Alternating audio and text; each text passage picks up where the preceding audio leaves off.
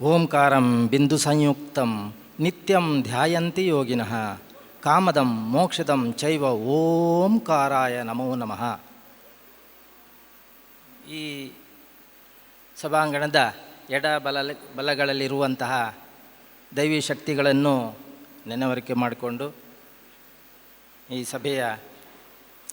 ಸಭೆಯಲ್ಲಿ ವಿರಾಜಮಾನರಾಗಿರುವ ಉಷಾ ಮೇಡಮ್ರವರೇ, ಯೋಗರಾಜ್ ಸರ್ ಅವರೇ, ವಕೀಲ್ ಸಾಬ್ರವರೇ, ಗಿರೀಶ್ರವರೇ, ಹರೀಶ್ರವರೇ, ಕಲಾವತಿಯವರೇ ಹಾಗೂ ಉಷಾರವರೇ, ದತ್ತಾತ್ರೇಯರವರೇ, ಎಲ್ಲ ಅವರ ಗಿರೀಶ್ರವರ ಫ್ರೆಂಡ್ಸ್ ಬಲಗ ಸುಮಾರು ಒಂದು 20 ಮಂದಿ ಇದ್ದಾರೆ. ಹಾಗೆ ಎಲ್ಲ ಸಭಾಸದರೇ, ನಿಮ್ಮೆಲ್ಲರಿಗೂ ವಂದಿಸುತ್ತಾ ಒಂದೆರಡು ಮಾತುಗಳು. ಇಲ್ಲಿ ಮೇಲೆಗೆ ಬರುತ್ತಿದ್ದಂತೆ ಶಿವಾಜಿ ಮಹಾರಾಜರ ಫೋಟೋ ಕಂಡೆ, ಭಾಳ ಖುಷಿಯಾಯಿತು. ಧರ್ಮಕ್ಕಾಗಿ ಎಂತಹ ತ್ಯಾಗ ಮಾಡಿದೆ ಅವರ ತಂಡ ಅಂಥೇಳಿ ನಾವು ಇತಿಹಾಸದಲ್ಲಿ ಕಲ್ತಿದ್ದೇವೆ, ಓದಿದ್ದೇವೆ. ಸ್ವಲ್ಪ ಮಟ್ಟಿಗೆ ಕರ್ನಾಟಕದ ಬೆಳವಡಿ ಮಲ್ಲಮ್ಮ ಅವರಿಗೆ ತೊಂದರೆ ಆಯಿತು, ಇವರಿಂದಲ್ಲ, ಇವರ ಸೈನಿಕರಿಂದ ಕೆಲವರಿಂದ. ಅದು ಮತ್ತೆ ಗೊತ್ತಾಯಿತು, ಸರಿ ಮಾಡಿದರು. ಅಂತಹ ಮಹಾನ್ ಚೇತನವಾದಂತಹ ನಮ್ಮ ಶಿವಾಜಿ ಮಹಾರಾಜರಿಗೂ ವಂದಿಸುತ್ತಾ, ಎಲ್ಲ ಬಂಧುಗಳೇ, ಕೆಲವಂಬಲ್ಲವರಿಂದ ಕೆಲವಂ ಕಲ್ತು ಅಂತ ಹೇಳಿದ ಹಾಗೆ ನಾವು ಹುಟ್ಟಿನಿಂದಲೇ ಸರ್ವಜ್ಞರಾಗಿರುವುದಿಲ್ಲ. ಸರ್ವಜ್ಞನು ಕೂಡ ಅದೇ ಹೇಳ್ತಾನೆ, ಕೆಲವರಿಂದೆಲ್ಲ ಸ್ವಲ್ಪ ಸ್ವಲ್ಪ ವಿದ್ಯೆಗಳನ್ನು ಕಲಿತು ತಾನು ಸರ್ವಜ್ಞನಾದೆ ಅಂತ ಹೇಳ್ತಾರೆ. ಹಾಗೆ ಇಲ್ಲಿ ನಾನು ಸಣ್ಣದಿರುವಾಗ ಇಲ್ಲಿ ನಮ್ಮ ಊರಲ್ಲಿ ದೇವಸ್ಥಾನ ಇದೆ, ಶ್ರೀ ವಿಷ್ಣುಮೂರ್ತಿ ಮಹಾ ದೇವಸ್ಥಾನ. ಅದು ಅಲ್ಲಿ 1 ತಿಂಗಳು ಭಜನೆ ಉತ್ಸವ ನಡೀತಾ ಇತ್ತು. ನಾವೆಲ್ಲ ಭಜನೆಗೆ ಹೋಗೋದು. ಅಲ್ಲಿಂದ ಒಂದು ಗೋವಿಂದೂರು ಅಂತ ಹೇಳಿ 1 ಕಿಲೋಮೀಟ್ರ್ ದೂರದಲ್ಲಿರುವ ಒಂದು ಅಶ್ವತ್ಥಕಟ್ಟೆಗೆ ಹೋಗಿ ಅಲ್ಲಿವರೆಗೆ ಭಜನೆ ಹಾಡ್ತಾ ಹೋಗಿ ಮತ್ತೆ ವಾಪಸ್ ಬರುವುದು. ಇದು ಪ್ರತಿ ವರ್ಷ ಭಜನೆ ಮಂಗಳ ಅಂಥೇಳಿ. ಆಮೇಲೆ ಮನೆಗೆ ಹೋಗ್ಲಿಕ್ಕುಂಟು, ಬಹಳ ಖುಷಿ ನಮಗೆ. ಅಲ್ಲಿ ಅವಲಕ್ಕಿ ಸಿಗ್ತದೆ, ಮತ್ತು ಎಲ್ಲರ ಪರಿಚಯ ಆಗ್ತದೆ, ಹೊಸ ಹೊಸ ಭಜನೆಗಳು ಬರ್ತವೆ, ಬಹಳ ಖುಷಿ. ಆ ಸಣ್ಣದಿರುವಂತಹ ಆ ಸಮಯದಲ್ಲಿ ಏನು ಕಷ್ಟ ಆದರೂ ಕೂಡ ಅದು ಕಷ್ಟ ಲೆಕ್ಕಕ್ಕೆ ಬರುವುದಿಲ್ಲ.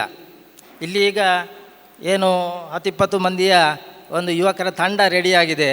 ಪ್ರಾರಂಭದಲ್ಲಿ ತುಂಬ ಕಷ್ಟದ ದಿನಗಳನ್ನು ನಾನು ನೋಡಿದ್ದೇನೆ, ಆದರೂ ಅವರು ಕಷ್ಟ ಅಂತ ಎಣಿಸಲಿಲ್ಲ. ನೋಡಿ, ಅಂತಹವರೇ ಈ ಒಂದು ಸಂಸ್ಥೆಯ ಏಳಿಗೆಗೆ ಕಾರಣರಾದರು ಅಂತ ಹೇಳಿದರೆ ನಮಗೆ ಮನಸ್ಸಿಗೆ ಬಹಳ ಖುಷಿ ಆಗ್ತದೆ. 91ರಲ್ಲಿ ಬಂದಿದ್ದೆ ಹೇಳಿದರು ಅವರು. ಆಗ ನಂತರದಲ್ಲಿ ಹಲವಾರು ವಿದ್ಯಾರ್ಥಿಗಳನ್ನು ನಾನು ನೆನಪಿನಲ್ಲಿ ಇಟ್ಕೊಂಡಿದ್ದೆ. ಗಿರೀಶ್ರಂಥವರು, ಹರ್ಷ ಅವರ ತಮ್ಮ ಗಿರೀಶ್ ಸ್ವಲ್ಪ ಮುಂದಾಳು, ಧೈರ್ಯದಿಂದ ಸಾಗುವವರು. ಕ್ರಿಕೆಟಲ್ಲಿ ನೋಡಿದ್ದೇನೆ, ಏನು ಹೊಡೆತಾ ಒಂದೊಂದು ಅಂತ. ಗಿರೀಶ್, ಮಹೇಶ್, ಶ್ರೀಶ, ವಿನೋದ್ ಕಿಣಿ, ಇಲ್ಲಿ ತುಂಬ ಬಂದಿದ್ದಾರೆ. ಹೇಳಿಕೆ ಹೋದರೆ ತುಂಬ ಆಗ್ತದೆ. ಎಂಥ ಒಂದೊಂದು ಆ ಧೈರ್ಯದ ಮುಂದೆ ಬಂದು ಹೊಡೆಯುವಂತಹ ಚಾಕಚಕ್ಯತೆ ಅದೆಲ್ಲ ಇತ್ತು ಅವರಲ್ಲಿ. ಹಾಗೆ ಅದೇ ಧೈರ್ಯ ನೋಡಿ, ಒಂದು ಸಣ್ಣ ಒಂದು ಕ್ಲೂ ಅದು ಅವರಿಗೆ, ಜೀವನದ ಟರ್ನಿಂಗ್ ಪಾಯಿಂಟ್ಗಳು ಆಗ್ತದೆ. ಆದ್ದರಿಂದ ಅಂತಹ ತಂಡ ನೋಡಿ ಇವತ್ತು ಈ ಒಂದು ಸಂಸ್ಥೆಗೆ ಬೆನ್ನೆಲುಬು ಆಗಿದೆ. ಆದ್ದರಿಂದ ಅವರನ್ನು ಸ್ವಲ್ಪ ಹುರಿದುಂಬಿಸ್ತಾ ಇದ್ದೆ. ನಾನು ಅವರೊಟ್ಟಿಗೆ ಆಟ ಆಡಿದ ನೆನಪುಗಳು ಬರ್ತವೆ. ಹಾಗೆ ನಮ್ಮ ಹೆಡ್ ಮಾಸ್ಟ್ರು ಜಗತ್ಪಾಲ್ ಬಂಗ್ರಿದ್ರು, ಅವ್ರದ್ದು ಸ್ವಲ್ಪ ಹೆದರಿಕೆ ಇತ್ತು ನಮಗೆ. ಉಷಾ ಮೇಡಮ್ರದ್ದು ಅಷ್ಟು ಹೆದರಿಕೆ ಇಲ್ಲ, ಅವರು ಸ್ವಲ್ಪ ಮ್ಯಾನೇಜ್ಮೆಂಟ್ ಮಾಡ್ಕೊಂಡು ಹೋಗ್ಬೋದು ನಾವು. ಬಂಗಾರದ್ದು ಸ್ವಲ್ಪ ಹೆದರಿಕೆ ಇತ್ತು. ಅದನ್ನು ಆದರೂ ಕೂಡ ನಾನು ಕೇಳಿಕೊಂಡು ಆಟ ಆಡಲಿಕ್ಕೆ ಸಮಯ ಇರುವಾಗ ಹೋಗ್ತಾಯಿದ್ದೆ. ಬಹಳ ಖುಷಿ ಕೊಡ್ತದೆ. ಆಗಿನ ದಿನಗಳು ಮತ್ತೆ ಕಡಿಮೆ ಆಯಿತು. ಆಮೇಲೆ ಯೋಗಾಭ್ಯಾಸಕ್ಕೆ ತೊಡಗಿದೆ. ಮಕ್ಕಳಿಗೆಲ್ಲ ಯೋಗಾಭ್ಯಾಸವನ್ನು ಕಲಿಸ್ತಾ ಇದ್ದೆ. ಮತ್ತು ಬೇರೆ ಬೇರೆ ಕಡೆಗೆ ಹೋಗಿ ಯೋಗಾಸನ ಹೇಳಿಕೊಡುವಂತಹ ಬೇರೆ ಬೇರೆ ಜಿಲ್ಲೆಗಳಿಗೆ ಹೋಗಿ ಹೇಳಿಕೊಡುವಂತಹ ಒಂದು ಅವಕಾಶ ಧರ್ಮಸ್ಥಳದ ಗ್ರಾಮಾಭಿವೃದ್ಧಿ ಯೋಜನೆ ಅವರ, ಅದು ಶಾಂತಿವನ ಟ್ರಸ್ಟ್ ಅವರ ಕಾರಣದಿಂದ ನನಗೆ ಸಿಕ್ಕಿತ್ತು. ಅದು ಕೂಡ ಮನಸ್ಸಿಗೆ ಬಹಳ ಖುಷಿ ಕೊಡ್ತದೆ. ಹಾಗೆಯೇ ಸ್ಕೌಟಿಂಗ್ ವಿಭಾಗದಲ್ಲಿ ಕೂಡ ತುಂಬ ಖುಷಿ ಕೊಡುವಂತಹ ಸಂಗತಿಗಳಿದ್ದವು.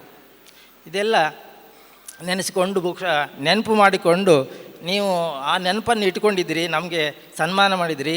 ಬಹಳ ಸಂತೋಷದಿಂದ ಈ ಸನ್ಮಾನವನ್ನು ಸ್ವೀಕಾರ ಮಾಡಿದ್ವಿ. ನಮಸ್ತೆ.